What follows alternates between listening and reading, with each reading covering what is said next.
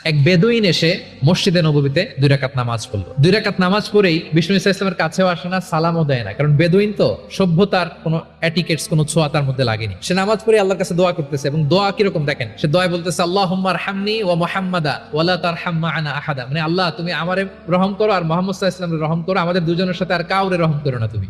বেদুইন, তার মধ্যে etiquettes of দোয়া, দোয়ার যে একটা আদব আছে এটা তার জানা নাই।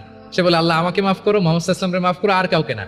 তো দূর থেকে রাসূল সাল্লাল্লাহু আলাইহি ওয়াসাল্লাম দেখে হেসে বললেন, হায় রে, একটা প্রশস্ত ব্যাপারকে সে সংকীর্ণ বানায় ফেললো। কারণ আল্লাহর দরবারে কি রহমের কোনো কমতি আছে? সবাই বলুন তো আওয়াজ করে, আল্লাহর দরবারে রহমতের কোনো কমতি ঘাটতি আছে? তো সে তো দোয়াতে আমাদের সবাইকে ইনক্লুড করলেও পারতো।